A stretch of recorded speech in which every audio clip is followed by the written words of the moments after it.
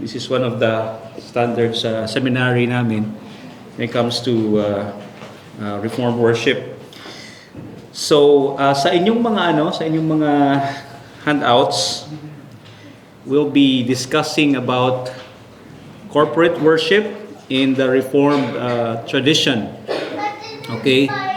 Again, this is based on B.J. Hart and John Mutter with reverence and awe, returning to the basics of Reformed worship. No? So, may mga key questions din dyan that you can actually reflect and space for you to write. Okay? Now, a short introduction. Why recover Reformed worship?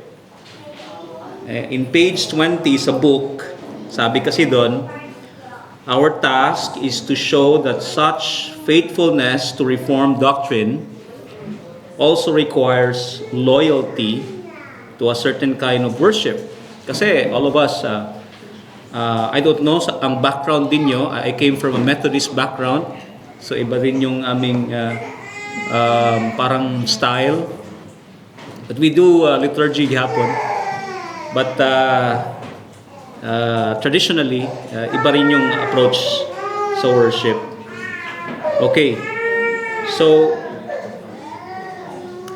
sa base sa book na Hart and Mutter, they insist this debate is not merely about taste lang sa music, but how doctrine shapes worship, sabi niya. Worship is the church's chief task. It experiences or expresses and forms who we are. And that's why Reformed worship flows from Reformed doctrine. It's not optional, or ornamentation, but faithful outworking of our conviction about God, Word, and covenant. I believe you've been studying worship for many series na, But I hope na ito po ay makatulong, sa inyong to go deeper sa studies of worship. So, based sa book, number 1, the church and the world. That's based chapter 1. You can read that from 23, pages 23 to 35. Gusto ko yung i-highlight yung nasa page 33 kasi sabi doon, the gathering of the saints is the Holy of Holies, is the eschatological foretaste of the new heavens and the new earth. And that's the reason why we always hear this, na itong ginagawa natin is a rehearsal sa ating gagawin when the Lord comes, Sino bang excited na bumalik ng Panginoon, di ba? So we are actually rehearsing every Sunday, every time we gather sa pagbabalik ng Panginoon. And sabi dito, the congregation is called out from the world. Okay? Worship is where God's people rehearse the final reality, the new creation. And this antithesis requires we resist treating worship as a social program or marketing tool. Worship is not about accommodating the world, but about calling God's people to holiness, showing them and watching the world what life under Christ's reign looks like. One time I was talking to a friend, he's a Calvary chapel worship leader. Sabi niya, ba't iba yung worship niyo? So I said na, we are serious in putting reverence in worship, putting awe sa Panginoon, and so much kasi with distraction, yun yung nagiging cause na hindi na magiging ang worship true.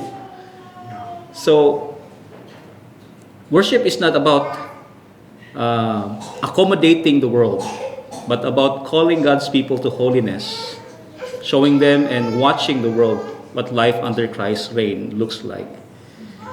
So worship is other-worldly in the best sense. It is the visible, gathered sign of God's covenant people. and the direction of history. Sa I don't know if familiar kayo sa visible and invisible church. And we as the visible people of God gathered together, though we don't know sino ang elect, but there we gather, we are encouraged, and we continue to gather as the people of God. Okay? So yun ang pinaka-importante, the reason why distinct tayo sa mundo. Sabi nga ni John, di ba, here on earth, or here, but not here on earth, but not here. That's what John said, no? And so, as a people of God, nandun yung reflection, nandun yung picture kung ano ba tayo in Christ. That's why familiar passage sa atin, sabi, let your light shine before men, that they may see your good deeds, and what? Glorify your Father in heaven. Yun yung gusto nating end result to even hindi believers, no? That they will glorify God, that they will recognize, siya pala yung ating Diyos, no? So yun ang reason why we gather as His people. And they will see, no? They will watch us. Okay. Hindi lang dito sa four corners ng building. Kasi tayo in church, di ba? But when we go out, ganoon din. They will watch us. Ito ba yung mga follower ng Panginoon? Okay. So, as we continue, no, the purpose of church, this is in chapter 2 naman. I'd like to quote page 27. It says there, salvation involves a new identity which finds expression in our joining the church. That is, the people of God's possession. So again, salvation involves a new identity which finds expression in our joining the church. That is, the people of God's possession. Okay? So, itong church na to, no? Church exists principally for God's glory. To worship, to be instructed, and to witness. Okay, ano yun? To worship, to be instructed, and to witness. Don't forget the witness part, ha? Alam nyo, John Calvin was one of the missionaries na talagang active in intentionally witnessing sa iba. Okay? Some of the people who really don't understand reform, they say na pag reform ka, hindi ka na mag-witness. Hindi po. Tayo po yung the most active in intentionally witnessing the gospel. Okay? Hindi lang pag yung maramihan, one-on-one. That's our desire, no? Na maging tayo, instrumento ng Panginoon in witnessing. Okay? So, to worship, to instruct, or to be instructed, and to witness. Corporate worship is the primary place where the church identity as God's people is formed and expressed. Ano ba yung mga means of grace na binigay sa atin ng Panginoon? Baptism, confession, yung ating public prayer, yung worship, no? Ano yung mga binigay ng Panginoon? Word, di ba? Sacraments. So, it emphasizes that worship is formative. Regular, covenantal acts shape Christian identity. And so the purpose of corporate worship is not entertainment, but transformation into Christ-likeness and communal expression of covenant belonging. Okay? Let me repeat that. No? The purpose of corporate worship is not entertainment, but transformation into Christ-likeness and communal expression of covenant belonging. Meaning, when we gather, our main goal is, sabi dito, to glorify God. Nandun yung transformational approach, and then expressing our worship sa Ginoo. sa Panginoon. I cannot help but compare regulative principle from the other tradition or worship approach. No? Pero when you look at other approach in worship, diyan mo makikita yung kaibahan when you look at how they handle, how they do worship. Okay? Like for example, if you have siguro kasi yung I work as a nasa ministry din ako in audience relations sa broadcast ministry, and I visit churches. So iba-ibang churches, iba-ibang approach. Minsan nawawala yung yung Christ likeness, yung sincerity, yung reverence when it comes to worshiping God. Okay? Ang natitira is yung they just want to enjoy. They just want to ganun, no? Well, I'm not saying na ganun talaga yung intention nila. But what I'm concerned is when we look at worships in the scripture, hindi ganun eh. Okay?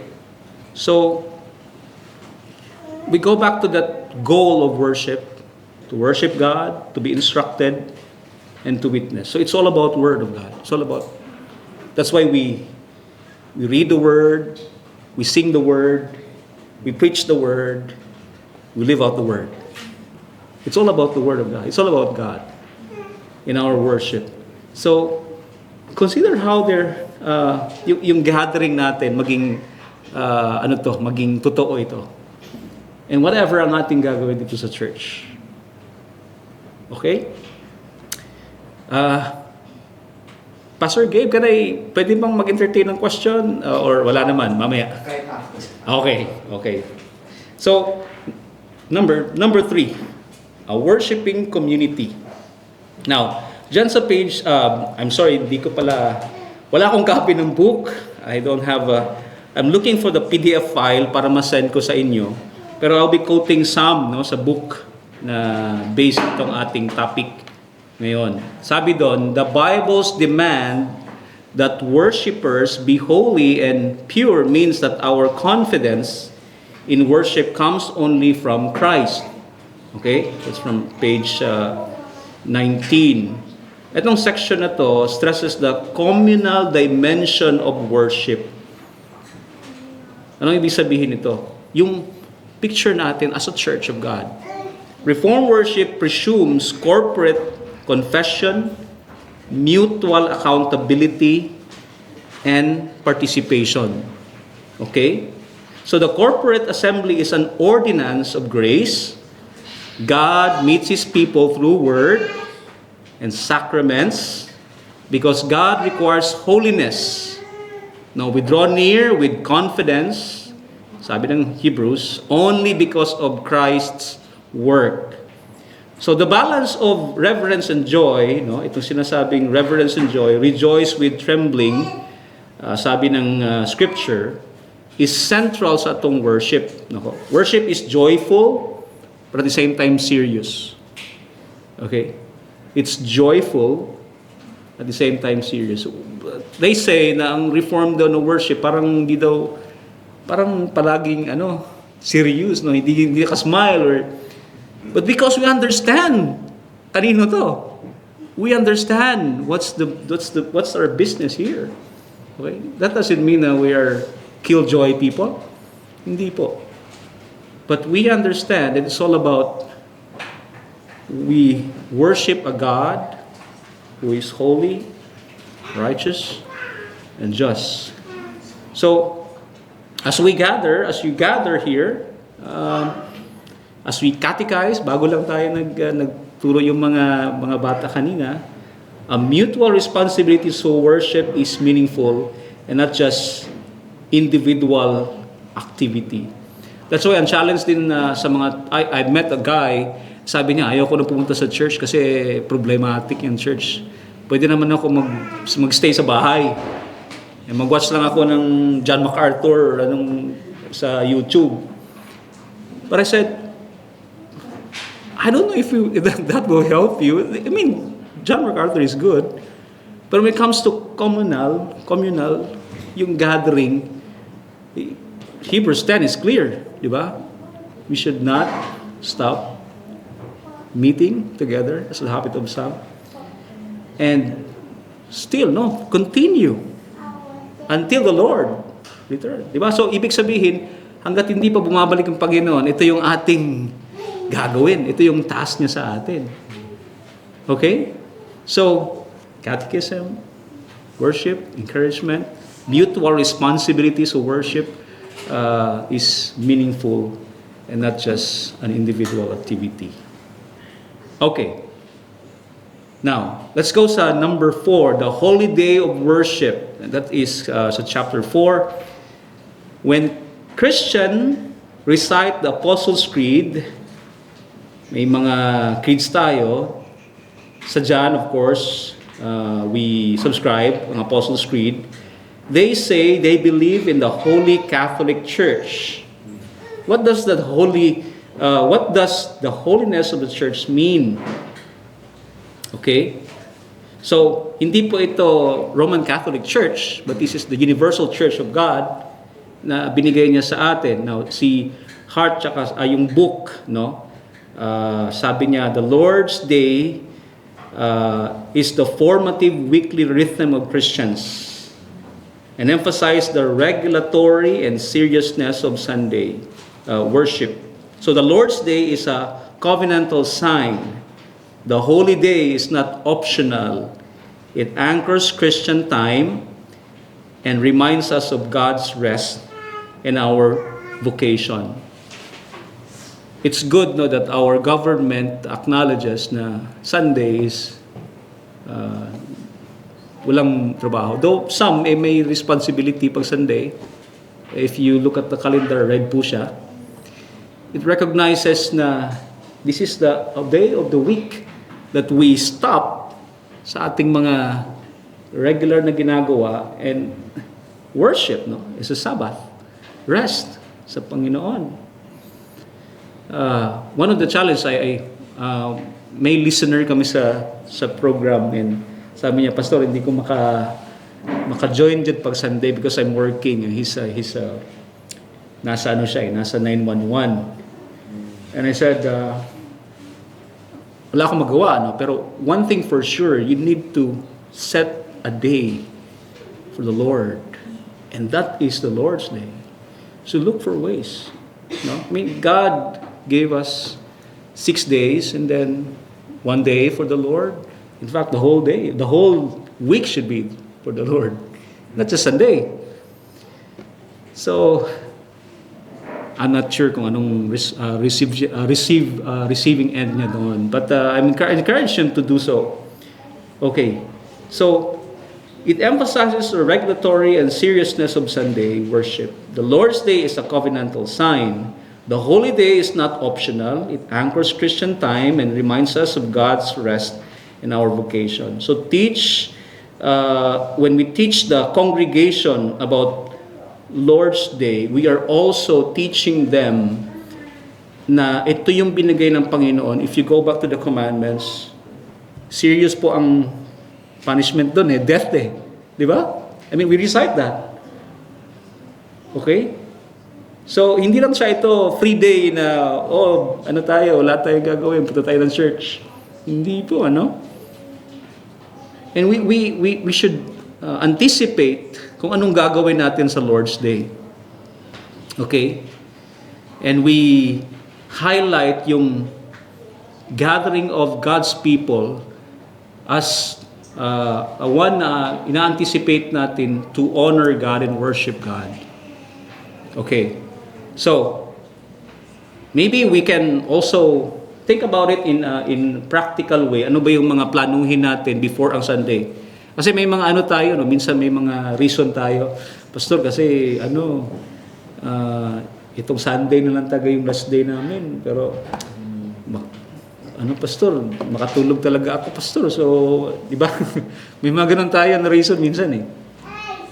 Pero when we look at it as a serious and covenantal na approach natin, we see that in yung picture natin sa gathering is nandun yung anticipation. Okay? No, hindi lang siya dahil na-oblige tayo. But of course, when we look at it in God's perspective, no, nandun yung concrete, congregational habits, yung preparation, yung rest, yung time of corporate worship, nandun eh. Okay? That's why we should not miss itong gathering natin. And this is not just half day, it's whole day na worship natin. Usually pag reform ganun eh. Whole day talaga, no? Hindi lang 2 hours or 1 hour.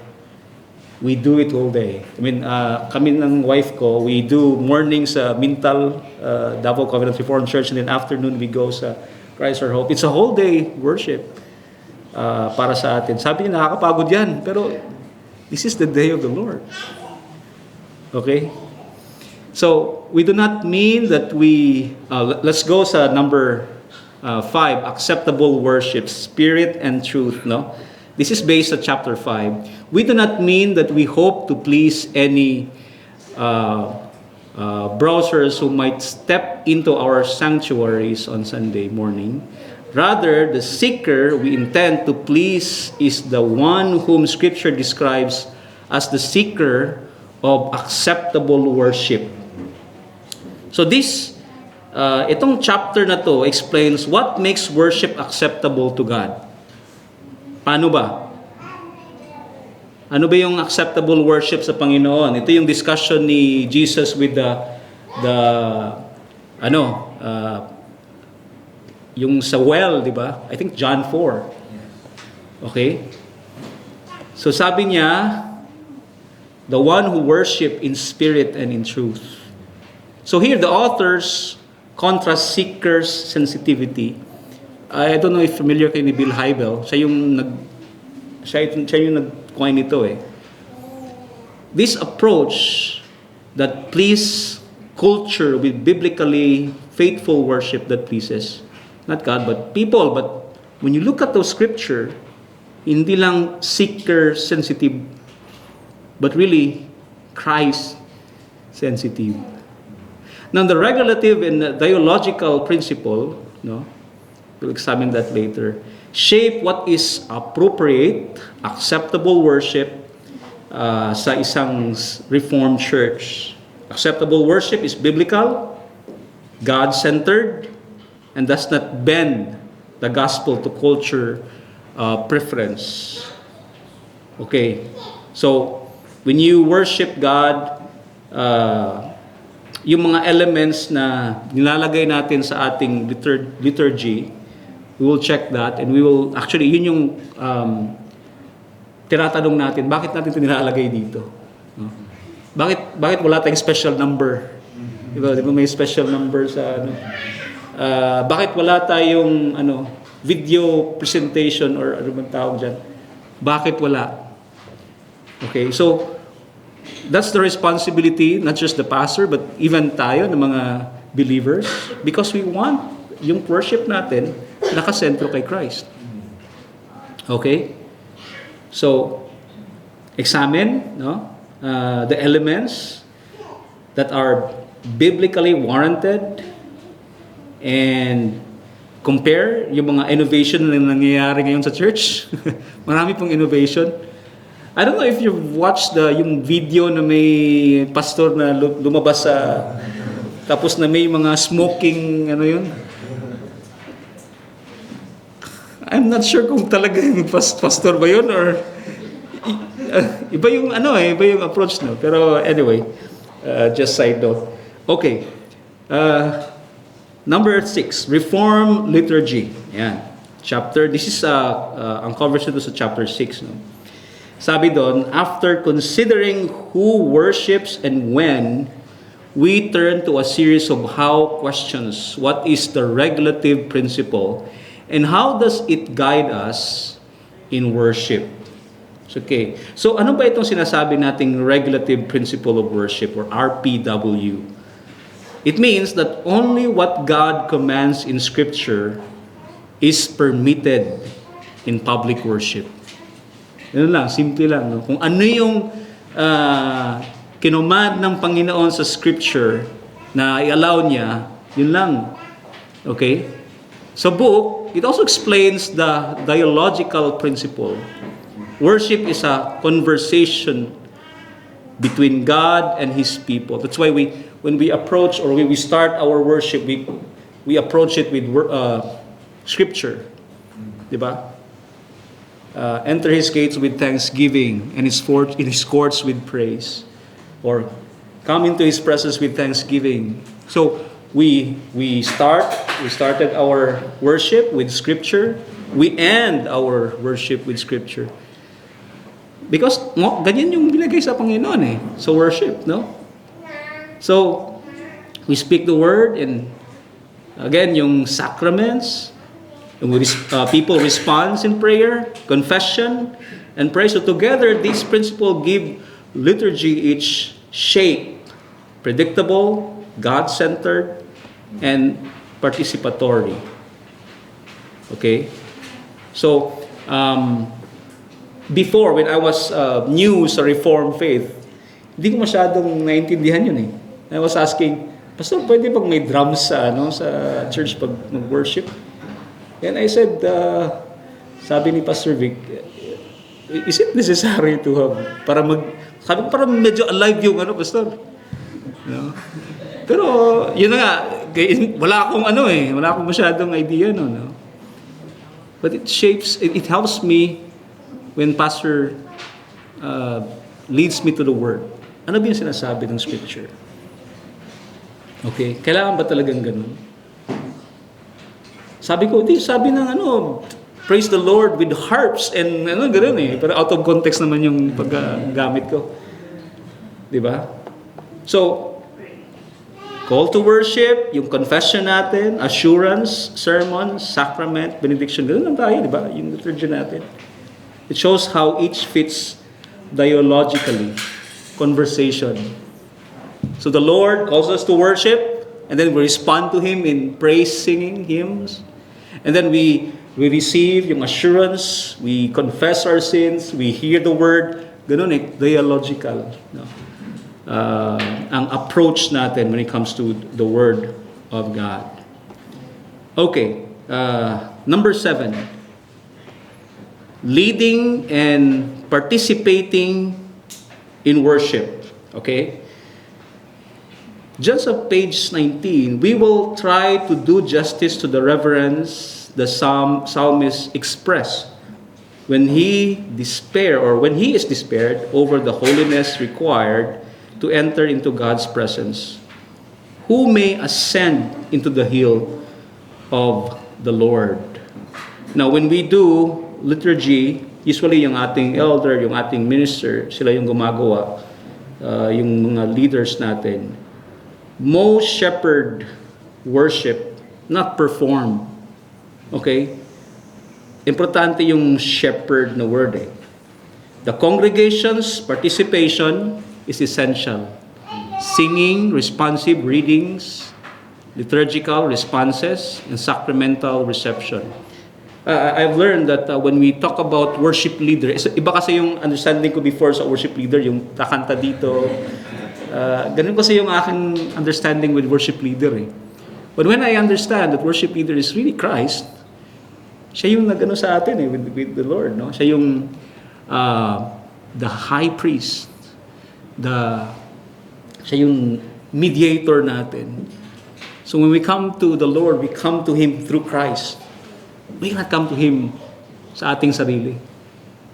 So siya yung ultimately ang worship leader natin. Okay? And here we see that ang responsibility ng isang under shepherd, itong elders or minister, ganun din ang kanilang ginagawa, no? We lead the congregation. We invite them, tell them about the Lord, we point them to Christ. That's all. That's the basic, essential ng worship. Singing, responsive reading, liturgical responses, and sacramental reception. So ang leaders prepare, teach, and guard the worship doctrinal in integrity. Pero yung goal is active congregational engagement. Doon ko mas naintindihan bakit kaya pala hindi necessary yung instruments. Kasi yung main instrument natin is worship is our voice, is we worship God. Kahit walang instrumento. Okay? Active congregational engagement. Hindi passive, no? Spectators, hindi ganun eh. Yung consumerism, yun yung naging ko rin, no, in relation to worship. Before, pag hindi masyadong magaling yung musician, sabi ko, hindi ako na-bless kasi namali ang drummer ba? Hindi ako na-bless sa worship. Tapos nayabag man to siya, no? So, wala ko na-bless sa bayo eh. Kasi doon ang understanding ko sa worship eh. But, hindi pala gano'n, no? So when you approach worship, you see how amazing the Lord is. Minsan distraction tayo doon eh. Tayo naging reason bakit wala na, no? So, kailangan nating malaman to that when we come to the Lord, we see Him, tayo rin na mga nasa worship. In fact, even in our family worship, okay, yung mga fathers dito, see to it that your children, your spouse, you lead them to Christ. Hindi dahil magaling kang mag-worship lead or magaling ka sa family worship, but lead him to Christ.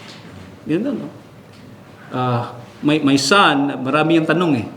So minsan, hindi ko alam kung saan galing yung mga tanong niya, pero I realize, ganun din tayo sa Panginoon. Na if we will feed them with junk food na mga they will not grow. They will not mature in their faith. So lead them to Christ. Lead them to His Word. Ganun yun nakakatulong sa atin. Okay? Hindi tayo mga spectator. We're here with one goal, to worship Christ. For the officers, for the leaders, we point them to Christ. Our catechism points them to Christ. Our singing points them to Christ. Even, no, in our going. Di ba? Bakit natin kinakanta yung praise God from whom all blessings flow? We remind them that when they go out, it's always Christ. It's always the Lord. Okay?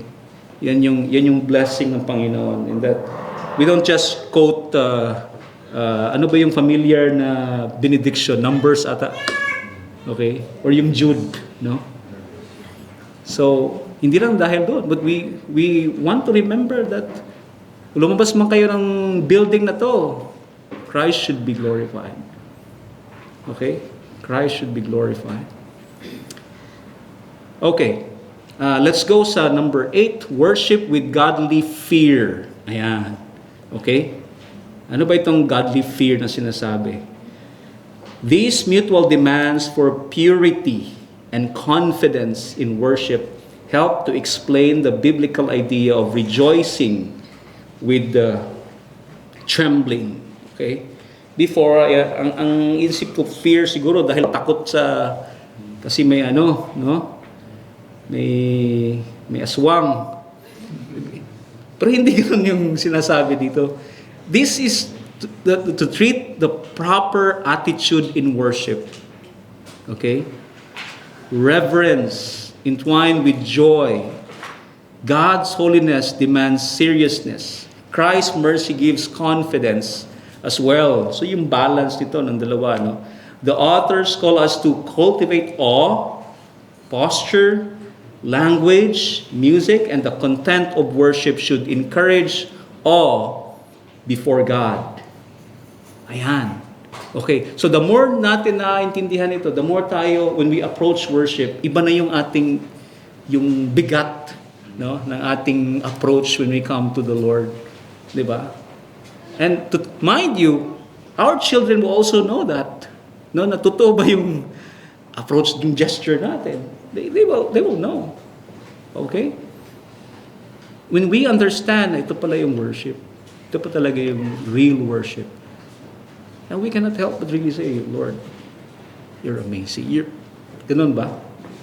So, this section treats the proper attitude in worship reverence entwined with joy. God's holiness demands seriousness. Christ's mercy gives confidence. So the author calls us to cultivate awe, posture, language, music, and the content of worship should encourage awe before God. And this is also a warning, no, against yung casualness, okay, or treating worship as consumer entertainment when it comes to worship, no. So ito yung sinabi ko kanina, no, na hindi ka pumunta sa church para ma-entertain, para sabi mo na bless ako kasi ano, di ba? It's not about you. It's the one who gave his life for you. Okay, yun yung worship eh. Di ba? By the way, before I went to Reform, I'm also one of the music worship leaders at church. Kaya naintindihan ko yung struggle, no? Bakit walang instrument yung gano'n, di ba? Seriously, no? I grew up sa church kasi alam niyo yung wife ko. And when I understand na ito pala yung worship, real worship, nag-iba rin yung aking perspective when it comes to awe and reverence sa Panginoon. Okay. So when you read Psalm, no? When you just say the Psalm, di ba? Like for example, you recite Psalm 23, "The Lord is my shepherd, I shall not want. He makes me lie down in green pastures. He leads me beside the still water. He restores my soul. He leads me in the path of righteousness for His name's sake. Even though I walk through the valley of the shadow of death, I will fear no evil." So iba na yung perspective mo when it comes to reciting the Word of God. Hindi na lang siya talagang dahil na sabi ni Pastor, recite daw eh. So hindi na ganun, no? You understand why you use Psalms. So use Psalms, base prayers, moments of silent confession to shape reverent hearts. Okay. One time I was we were hindi ko maalala anong year yon. So kasi we're looking for a place na ma-rent, no? Sila Pastor Vic. Sabi nila, maingay ba yung church nyo? Kasi pag maingay, problema yan sa ano. So hindi naman maingay. We're just singing, you know. Hindi necessary yung instruments. Because we know that, yun na nga, sabi natin, the most instrument sa worship yung ating puso sa Panginoon. Okay. The means of grace. 9. The Bible regards reverence and joy not as opposites that we turn on and off during worship, but as mutually reinforcing. Hindi to dahil, worship mode muna ako ngayon, ha? Tapos paglabas mo ng bahay o paglabas mo ng church, wala nang mode. Okay, hindi gano'n, no? Reformed emphasize of means of grace, chiefly the word, read, preach, and the sacraments, baptism, Lord's Supper. These are the ordinary channels through which God communicates grace to His people. Okay? And that is why, pastors must center their services on proclamation, sacraments, and how liturgical structure places these elements at the heart of assembly. Okay. Again, malaki po yung responsibilidad ng pastor, ng elder sa church to teach this. Kasi pag hindi natin alam, hindi rin nila alam. When we don't understand ano yung ginagawa natin, we will ask ourselves, ano ba ang ibig sabihin nito? No? Why do we do this? Bakit nasa center yung pulpit? Bakit hindi nasa gilid? There's a certain reason why. Here, because this is the authority of the church. Nasa sentro to. No. Kung nasa gilid, baka ano yun? Yung nasa hotel. Diba? Nasa gilid yan usually, diba? We understand bakit yung sacraments ganito. And we need to teach them. Even our children. Curious ba na sila? So, we tell them about the means of grace na sinasabi natin. Okay? So when you prepare the congregation for the Lord's Day or the Lord's Supper, you tell them about yung sacraments, anong ibig sabihin nito, why do we do this, prepare them. Though alam ko ang mga bata hindi pa pwede, no? But we teach them and they will witness bakit si tatay, bakit si nanay. They're doing this. Okay? That's why we don't usually pag nasa evangelical churches kasi na-separate yung mga bata when it comes to worship, no? So they don't have the nakikita nila kung ano nangyayari sa corporate gathering. They have their tawag nila dyan kids service, kids church, but parang kids church. Pero iba tayo, no? Kahit siguro may umiiyak dyan na bata, that's part of the worship. Okay? Because we want them to learn, to understand as the gathering people of God. Okay. Elements, circumstances, and forms. So we suggest ways in which Reformed Christians should exercise discernment, distinguishing the good from the bad, the true from the false. Okay? So to differentiate elements, what is essential, yung word, prayer, sacraments, circumstances like church building, seating, instruments, and forms, so the other of the service, the author argue for freedom in circumstances and certain forms so long as they serve the elements and conform to Scripture. There are Reformed churches who also do yung normative principle of worship. So yun yung kaibahan sa regulative. They do normative principle of worship as long as hindi contradicting sa Scripture.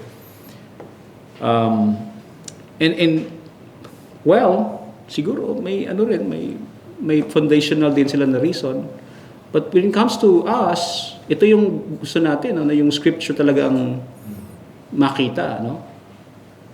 And that's also the author's desire to encourage thoughtful, not reactionary decision about style and aesthetics, always governed by doctrine and edification. So, for example, yung ating responsive reading, okay?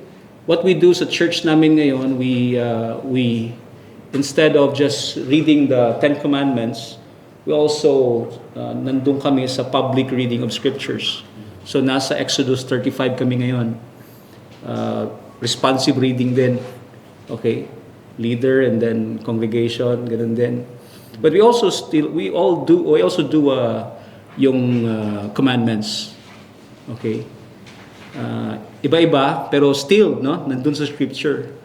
Always governed by doctrine and edification. So, yung hymns namin, we also, kasi yung aming hymns, Psalter hymnal, bago lang na-approve sa classes namin yung Trinity hymnal, which is a Presbyterian hymnody. So, we asked the consistory or the classes to approve it, check kung tama ba yung doktrina. Ganun po ang aming sistema. Para maging naman kami, no? Precaution sa kung anong doon. I believe ganun din sa inyo, no? When you check ang mga kanta tsaka yung mga hymns. Okay? So, cautionary in example, cessationalism, theology, light songs, yung mga ganun, no? Chine-check natin yan sa ating church. Okay. Now, song in worship. Finally, we take up what is arguably the most controversial topic in worship debates. Yung music, no? We want to cover it at the end after this other matter so that we treat congregational songs in the proper context. Binalikan ko yung book. Medyo mahaba nga yun sa last part nito, no? Pero music is crucial but often contentious. Sabi ng author, he urged that the song must be doctrinally sound, congregationally singable, Okay? And theologically rich. Meron din kasing mga hymns na medyo mahirap talaga kantahin. Oo. So we try to put another tune and then para makanta naman siya. Okay? Yung singability, theologically rich, use psalms, hymns, and spiritual songs, as what Paul says, that teach Scripture. We avoid music that distracts, obscures the gospel, or privileged performance over participation. The criterion is fit for worship, not merely popularity and style. Okay, kaya hindi tayo nag-entertain ng mga special number when it comes to worship, no? So, historic hymns, carefully. By the way, may mga hymns din po na unbiblical, if you know, no? Like for example, paborito ito ng nanay ko, yung In the Garden. I'm not sure kung familiar yan sa inyo. In the Garden na hymn, yung ano pa yung isa. Pero if you read the hymn, wala masyadong gospel eh. Okay, so ayan, we opted not to sing those hymns. Kaibigan natin yung mga fundamental tsaka mga Bible bap, mahilig sila sa mga ganun. Pero when it comes to singing it sa church, tayo na mga reform, careful tayo, no? Okay. In conclusion, we need to be discerning in worship. Recovering the practice of Reformed worship, we concede, will be difficult, but many Presbyterians and Reforms have not let the changes in America, Protestantism, and even here in the Philippines, affect the church, the Reformed theology. Kaya careful tayo when it comes to adopting and changing yung mga nandyan, no? So, we need to be discerning and to be patient as well. Reformed worship is not about rigid imitation, but faithful principle. Ano yun? Scripture-shaped, Christ-centered, covenantal gatherings that form saints. Encourage the class to read book for deeper studies, expository, preaching, ano pa yung iba? Concrete na biblical na mga books. Importante yon sa atin, and I encourage you as well, to check sa sarili mo. May mga tayo, pag outside tayo sa itong corporate gathering, may mga may mga habits tayo na ginagawa. Minsan, kala natin, okay naman to, wala namang issue dito. No? When it comes to, pero pag na-discern natin na palang, hindi pala to makakatulong sa aking spiritual growth, and as you carry that, you pray to God and ask God, Lord, kung hindi to nakakatulong sa akin, we will let that go. Okay? So, read books, discuss concrete steps sa church natin, how to incorporate yung mga na-study natin.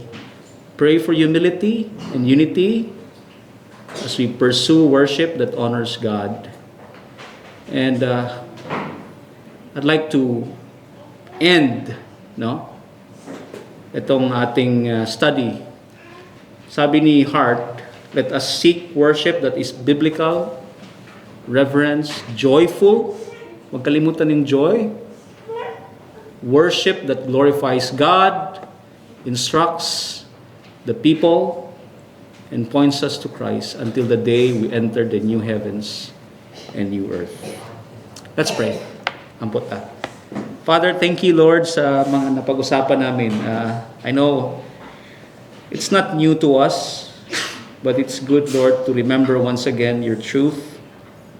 Grant us the joy, the desire of really applying your word sa buhay namin, and as a church, continue to apply this, Panginoon.